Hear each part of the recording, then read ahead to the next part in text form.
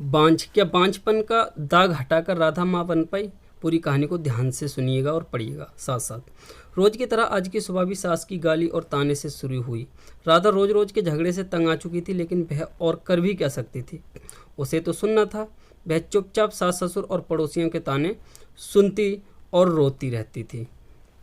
राधा की शादी राजेश के साथ 6 साल पहले हुई थी।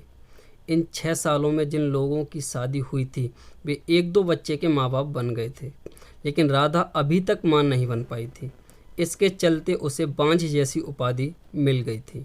राह चलती औरतें भी राधा को तरह तरह के ताने देती और बांझ कहकर चिढ़ाती। राधा को ये सब बहुत खराब लगता, लेकिन वह किस किस का मुंह बंद करती। आखिर वे लोग भी तो ठीक ही कहते हैं। राधा सोचती, मैं क्या करूं? अपना इलाज तो करा रही हूं। डॉक्टर ने लगातार इलाज कराने को कहा है, जो मैं कर रही हूं, लेकिन जो मेरे बस में नहीं है उसे मैं कैसे कर सकती हूं। एक दिन पड़ोस का एक बच्चा खेलते खेलते राधा के घर आ गया। बच्चे को देख राधा ने उसे अपनी गोद में बिठा लिया और उसे प्यार से चूमने लगी। जब सास ने राधा को दूसरे के बच्चे को चूमते हुए देखा तो वह बेफर पड़ी। वह उसकी गोद से बच्चे को छीनते हुए बोली, कलमुही, बच्चा पैदा करने की तो ताकत है नहीं, दूसरों के बच्चों से अपना मन बहलाती है। अरे तू क्यों डालती है अपना मनहूस साया दूसरों के बच्चों पर? इस तरह से ताने देती थी। तू तो उस बंजर जमीन की तरह है जहाँ फसल तो दूर घास भी उगना पसंद नहीं करती। इतने इतने गलत वर्ड का उसकी सास यूज करती थी। जब राधा से सास की बातें सुनी नहीं गईं तो वह अपने कमरे में जाकर अंदर से दरवाज़ा बंद कर रोने लगी। रात को राजेश के आने पर राधा ने रोते हुए सारी बात उसे बता दी और बोली, मैं बड़ी अभागिन हूँ, मैं किसी की इच्छा पूरी नहीं कर सकती, ऊपर से मुझ पर बांझ होने का धब्बा भी लग चुका है। राधा की बातें सुनकर राजेश ने कहा, तुम माँ की बातों का बुरा मत मानो, उन्हें ऐसा नहीं कहना चाहिए। हर माँ बाप की इच्छा होती है कि उनके परिवार को आगे बढ़ाने वाला उनके रहते हुए ही आ जाए।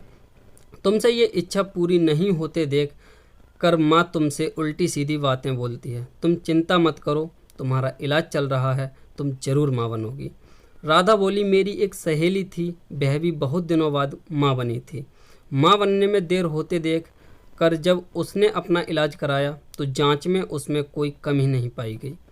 उसी कमी उसके पति में थी। जब उसके पति ने इलाज कराया तभी वह माँ बन सकी। हो सकता है उसी की तरह आप में भी कोई कमी हो, इसलिए मैं चाहती हूँ कि आप भी एक बार अपना इलाज करा लेते। राधा की बात सुनकर राजेश भड़क उठा। मुझ में भला क्या कमी हो सकती है? मैं तो बिल्कुल ठीक हूँ, मुझ में कोई कमी नहीं है। मेरी चिंता छोड़ो, तुम अपना अच्छी तरह से इलाज कराओ। यह बोल करके वह राधा चुप हो जाती है। राधा बोलती है, मैं मानती हूँ कि आप में कोई कमी नहीं है, लेकिन तसल्ली की खातिर राधा ने सलाह देने के ख्याल से ऐसा कहा था, लेकिन राजेश ने उसकी बात को बीच में ही काट दिया। नहीं राधा, तसल्ली बगैर कुछ नहीं, मैंने कहा ना कि मुझ में कोई कमी नहीं है। राजेश ने उसे डांट दिया। पति के भड़के मिजाज को देख राधा ने चुप रहना ही उचित समझा। शहर के बड़े से बड़े डॉक्टर से उसका इलाज हुआ, फिर भी उसकी कोख सूनी ही रही। डॉक्टर ने जांच के दौरान उसमें कोई कमी नहीं पाई। डॉक्टर ने कहा, देखो राधा, रिपोर्ट देखने के बाद तुम में कोई कमी नज़र नहीं आती, शायद तुम्हारे पति में कोई कमी होगी, तुम एक बार उसे भी इलाज कराने की सलाह दो। डॉक्टर ने उसे इस तरह समझाया। अब राधा को पूरा भरोसा हो गया था कि उसमें कोई कमी नहीं है। माँ बनने के लिए उसी के कमी उसके पति में ही है, लेकिन उसे कौन समझाए। उसे राजेश के गुस्से से भी डर लगता था। एक दिन किसी ने राधा की सास को बताया कि पास ही गांव के मंदिर में एक बाबा रहते हैं, जिसकी दुआ से हर किसी का दुख दूर हो जाता है। सास ने यह बात अपने बेटे राजेश को बता दी और राधा को बाबा के पास भेजने को कहा। रात को राजेश ने राधा से कहा, कल तुम मंदिर चली जाना। ठीक है, मैं चली जाऊंगी, लेकिन मैं डॉक्टर के पास गई थी, डॉक्टर ने मुझ में कोई कमी नहीं बताई, इसलिए मैं चाहती हूँ कि आप भी एक बार अपना डरते डरते राधा ये कह रही थी, लेकिन राजेश ने उसकी बात को अनसुना कर दिया। राधा, मैं कहीं नहीं जाऊंगा, तुम कल मंदिर में बाबा के पास चली जाना। ऐसा कहकर राजेश सो गया।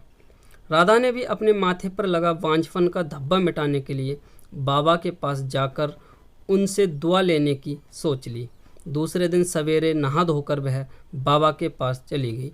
मंदिर में लगी भीड़ को देखकर उसे भरोसा हो गया कि वह भी बाबा की दुआ पाकर माँ बन सकती है। राधा बाबा के पैरों पर गिर पड़ी और कहने लगी, बाबा मेरा दुख दूर करें, मैं 6 साल से बच्चे का मुंह देखने के लिए तड़प रही हूँ। बाबा बोला, उठो बेटी, निराश मत हो, तुम्हें औलाद का सुख जरूर मिलेगा, लेकिन इसके लिए तुम्हें माहवारी होने के बाद यहाँ 4 दिनों तक रहकर लगातार पूजा करनी होगी। राधा बोली, ठीक है बाबा, मैं ज़रूर आऊँगी। राधा खुशी से घर गई। घर आकर उसने सारी बातें अपने पति को बताईं। राजेश बोला, मैं कहता था ना कि जो काम दवा नहीं कर सकती कभी कभी दुआ से हो जाती है। बाबा की दुआ पाकर अब तुम जरूर माँ बनोगी, ऐसा मुझे भरोसा है। तुम ठीक समय पर बाबा के पास चली जाना। राजेश ने खुश होते हुए कहा। राधा अब बेसब्री से माहवारी होने का इंतजार करने लगी। कुछ दिन बाद उसे माहवारी हो गई। माहवारी पूरी होने के बाद राधा फिर बाबा के पास गई। उसे देखते ही बाबा ने कहा, बेटी, जैसा कि मैंने तुम्हें पहले भी कहा था कि यहीं रहकर 4 दिनों तक लगातार पूजा करनी पड़ेगी, तभी तुम माँ बन सकोगी। राधा बोली, जी बाबा, मैं रहने के लिए तैयार हूँ। राधा ने कहा, ठीक है, अभी तुम अंदर चली जाओ, रात से तुम्हारे लिए पूजा करनी शुरू करूँगा। अपनी चाल को कामयाब होते देख बाबा मन ही मन खुश होते हुए बोला। रात को बाबा ने राधा से कहा, बेटी, इस पूजा के दौरान कोई भी देवता खुश होकर तुम्हें औलाद दे सकता है। इसके लिए तुम्हें सब कुछ चुपचाप सहन करना पड़ेगा, नहीं तो तुम कभी माँ नहीं बन पाओगी। ये सब सुनकर राधा बोली, जी बाबा, मैं सब कुछ करने को तैयार हूँ, बस मुझे औलाद हो जानी चाहिए। राधा के इतने कहने के बाद बाबा उसे एक कोठरी में ले गए जहाँ हवन कुंड बना हुआ था। उसमें आग जल रही थी। बाबा ने उसे वहीं पर बिठा दिया और वह भी बैठकर जाप करने लगा। कुछ देर तक जाप करने के बाद बाबा ने कहा, राधा, देवता मुझ में समा चुके हैं, वह तुम्हें औलाद का सुख देना चाहते हैं, इसलिए तुम चुपचाप अपने बदन के सारे कपड़े उतार दो और औलाद पाने के लिए मेरे पास आ जाओ, वह तुम्हें दुआ देना चाहते हैं। राधा ने यह सोचकर कि बाबा में देवता समा चुके हैं और देवता जो भी करते हैं गलत नहीं करते, इसलिए उसने अपने बदन के सारे कपड़े उतार दिए और बाबा उसके अंगों से खेलने लगा। उसे दुआ देने के नाम पर उसकी इज्जत पर डाका डाल दिया। 4 दिनों तक लगातार बाबा ने इस पूजा के बहाने राधा से जिस्मानी संबंध बनाए।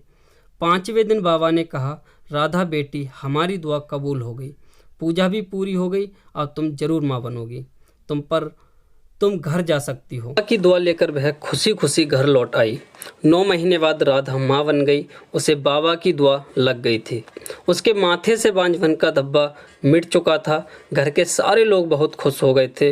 राजेश को अब पूरा यकीन हो गया था कि उसमें भी बाप बनने की ताकत है, लेकिन सच्चाई से सभी लोग अनजान थे।